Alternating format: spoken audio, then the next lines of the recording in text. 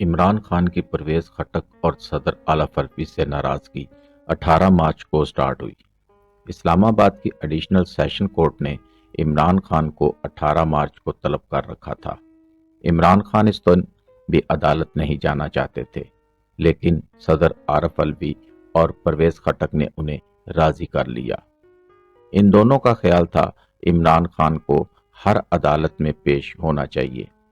इससे इनकी सियासी कद में भी इजाफा होगा, मीडिया कवरेज भी होगी, कारकुनों को भी तहरीक मिलेगी और हुकूमत भी अंगेज रहेगी।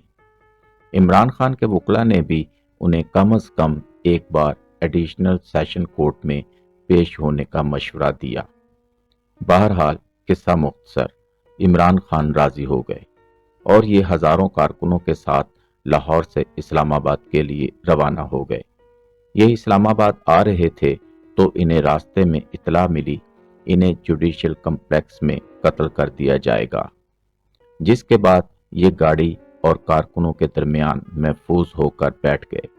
जुडिशल कम्प्लेक्स में पुलिस और कारकुनों के दरमियान हाथापाई, डंडाबाजी और पथराव हुआ और आखिर में जज जफर इकबाल ने गाड़ी में इमरान खान की हाजिरी लगवाई और इमरान खान फौरी तौर पर कम्प्लेक्स से रुखसत हो गए। इमरान खान की हाजिरी का पेपर बाद अज़ां गायब हो गया।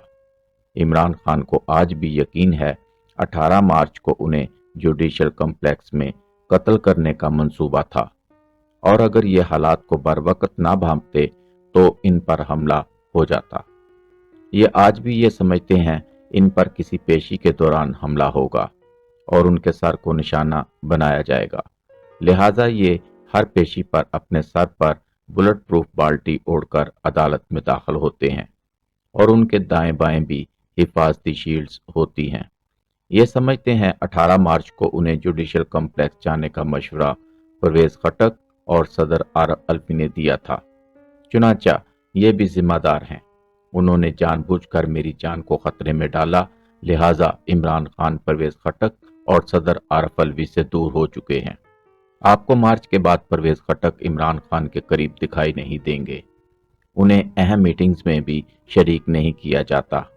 हुकूमत से मुज़ाकरात को भी परवेज खटक या असद कैसर ने लीड करना था, मगर फिर अचानक इन दोनों को निकाल कर मुज़ाकरात शाह महमूद कुरैशी और फवाद चौधरी के हवाले कर दिए गए। 24 अप्रैल को परवेज खटक की अहलिया का इंतकाल हुआ। नून लीग और जमात इस्लामी के लीडर्स तक ताज़ियत के लिए परवेज खटक के घर गए, लेकिन इमरान खान ने ताज़ियत की और ना ये अपने दरीना साथी के घर गए। क्यों? दूसरा सदर आरफ अलवी के साथ भी उनकी मार्च के बाद मुलाकात नहीं हुई। फोन पर राब्ते भी मुनक़ता हैं। सदर को खान साहब के ज्यादातर पैगामात अब फवाद चौधरी के जरिए मौसूल होते हैं। इमरान खान के बारे में आम तासुर ये है, ये अपने साथियों को ज्यादा अहमियत नहीं देते। ये अपने करीब तरीन साथी और रिश्तेदार के जनाजे में भी शरीक नहीं होते और ये दावा भी किया जाता है इमरान खान ने पूरी जिंदगी किसी का जनाजा नहीं पढ़ा। ये अपने 35 साल पुराने दोस्त और साथी नईमुल हक के जनाजे में भी शरीक नहीं हुए। ये जनाजों से क्यों परहेज करते हैं? ये भी इमरान खान की जिंदगी की बेशुमार मिस्ट्रीज में से एक मिस्ट्री है। खान साहब दूसरों को इज्जत देने से भी एलर्जिक हैं। ये सदर आरफ अलवी को भी इज्जत नहीं देते थे।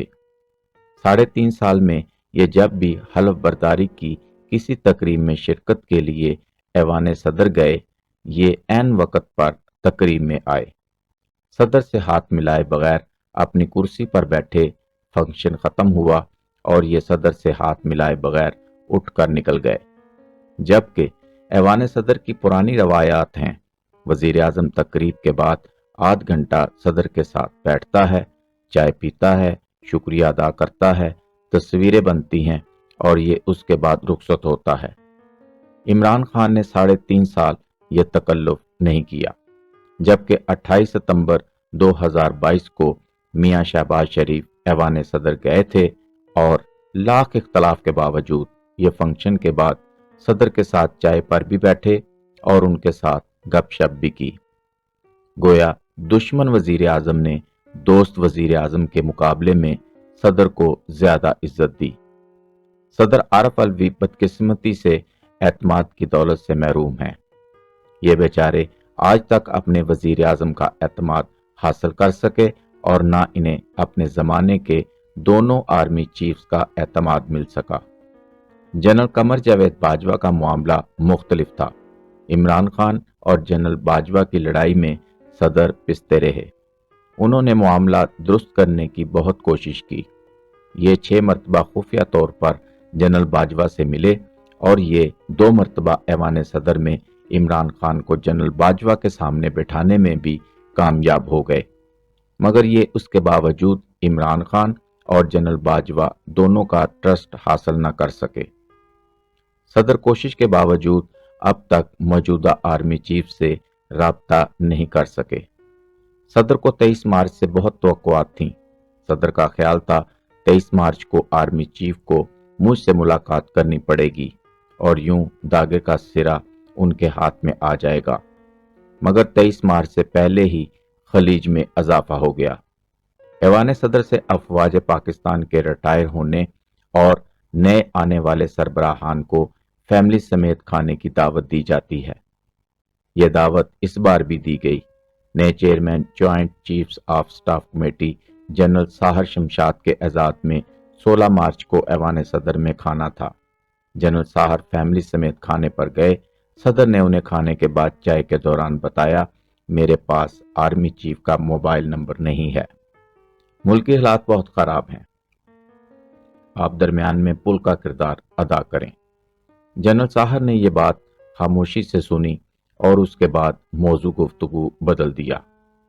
صدر نے اس کے بعد آرمی چیف اور ڈی جی آئی کو بھی فیملی سمیت کھانے کی دعوت دی تھی، لیکن پہلے ڈی جی آئی کی طرف سے معذرت آ گئی اور پھر جی ایچ کیو سے بھی معذرت کر لی گئی۔ صدر کی تمام تر توقعات اب 23 مارچ کی پریڈ سے وابستہ ہو گئیں۔ پریڈ اس مرتبہ ایوان صدر میں تھی۔ صدر کا خیال تھا آرمی چیف آئیں گے اور انہیں صدر کے ساتھ سٹیج شیئر کرنا پڑے گا اور یوں درمیان سے اجنبیت کی دیوار کھسک جائے گی، لیکن 23 مارچ کی صبح بارش ہو گئی اور یوں پریڈ منسوخ ہو گئی اور یہ موقع بھی ضائع ہو گیا۔ تاہم عید پر پہلی مرتبہ تحائف کا تبادلہ ہوا اور شاید چند دنوں میں آرمی چیف کی صدر کے ساتھ پہلی باضابطہ ملاقات بھی ہو جائے، لیکن اس ملاقات کا عمران خان یا پی ٹی آئی کو کوئی فائدہ نہیں ہوگا۔ کیونکہ معاملات حد سے زیادہ خراب ہو چکے ہیں۔ ہمیں یہاں عمران خان کی چند خوبیوں کا اعتراف کرنا ہوگا۔ یہ شخص حقیقتاً حیران کن ہے۔ یہ تھکتا نہیں، پیچھے نہیں ہٹتا اور یہ اللہ تعالیٰ سے خصوصی مقدر بھی لکھوا کر لایا ہے۔ ملک کی 13 بڑی سیاسی جماعتیں مل کر اس کا مقابلہ نہیں کر پا رہی۔ یہ سال بھر سے مسلسل اسٹیبلشمنٹ سے بھی ٹکرا رہا ہے اور اسٹیبلشمنٹ بھی ابھی تک اس کا کوئی توڑ ایجاد نہیں کر سکی۔ اس کی پاپولیرٹی میں بھی اضافہ ہو رہا ہے اور ہم مانیں یا نہ مانیں، لیکن یہ حقیقت ہے۔ اگر آج الیکشن ہو جاتے ہیں تو عمران خان 2/3 اکثریت لے لے گا۔ تاہم یہ حقیقت ہے، عمران خان واپسی کے بعد ملک کا رہا سہا سٹرکچر بھی ہلا کر رکھ دے گا۔ یہ پھر کسی عہدیدار کو عہدے پر ٹکنے نہیں دے گا۔ افواج پاکستان کے سربراہ ہوں، چیف جسٹس ہوں، چیئرمین نیب ہوں یا پھر چیف الیکشن کمشنر ہوں، ان کے پاس صرف ایک آپشن ہوگا، یہ شہباز گل کی طرح ہاتھ باندھ کر عمران خان کے پیچھے کھڑے ہوں یا پھر باقی زندگی جیل اور گھر میں گزاریں۔ ہم عمران خان کی افتاد تباہ کو دیکھ کر آج یہ انکشاف بھی کر سکتے ہیں، عمران خان میں عالمی جنگ چھیڑنے کی صلاحیت بھی موجود ہے۔ یہ کچھ بھی کر سکتے ہیں اور اس کچھ کے دوران یہ اپنا کچھ چھوڑتے ہیں اور نہ دوسروں کا۔ آپ کو اگر یقین نہ آئے تو آپ ان کے صرف 1 سال کے فیصلے دیکھ لیں۔ انہیں صدر پرویز خٹک اور جنرل باجوہ روکتے رہ گئے، لیکن عمران خان نے عدم اعتماد کے بعد قومی اسمبلی سے استعفے دے دیے۔ یہ اگر 11 اپریل کو قومی اسمبلی نہ چھوڑتے تو یہ اپوزیشن لیڈر ہوتے اور اس حیثیت سے انہیں प्रोटोकॉल और सिक्योरिटी भी मिल रही होती और उनके खिलाफ मुकदमात भी न बनते। वो तमाम तकरीरें जिनकी वजह से उनके खिलाफ गद्दारी और बगावत के मुकदमात बन रहे हैं, ये कौमी असम्बली के फ्लोर पर खड़े होकर करते और उन्हें मुकम्मल आईनी कवर हासिल होता और ये उस वक्त तक दोबारा हुकूमत भी फारग कर चुके होते, लेकिन ये इस्तीफे देकर बैठ गए। आज ये कौमी असम्बली में वापस आना चाहते हैं, लेकिन गाड़ी एग्जिट से बहुत आगे जा चुकी है। इन्हें इसी तरह सदर परवेज खटक और शाह महमूद कुरैशी नए आर्मी चीफ की तैनाती में रुकावट खड़ी करने से रोकते रहे, मगर ये ना माने और आज हालात उनके सामने हैं और उन्हें इसी तरह परवेज इलाही और महमूद खान असम्बलियां तोड़ने से भी रोकते रहे, लेकिन इमरान खान नहीं माने और आज ये दोनों सूबों में हुकूमत की बहाली के लिए सुप्रीम कोर्ट के सामने झोली फैलाकर बैठे हैं। इमरान खान की सबसे बड़ी खूबी उनका ना मानना है और उनकी सबसे बड़ी खामी भी यही है। ये जब अपनी आई पर आते हैं तो इन्हें एटम बम चलाते हुए भी अफसोस नहीं होता और ये उस वक्त भी यही कर रहे हैं। ये रोजाना की बुनियाद पर खुद कुछ एटमी धमाके कर रहे हैं और नतीजे में अपने साथ साथ मुल्क का बेड़ा भी गर्क कर रहे हैं। बस सुप्रीम कोर्ट बची थी, अब ये भी नहीं रही, लिहाजा आपको अनकरीब सुप्रीम कोर्ट के जज भी प्रेस कॉन्फ्रेंस करते नजर आएंगे।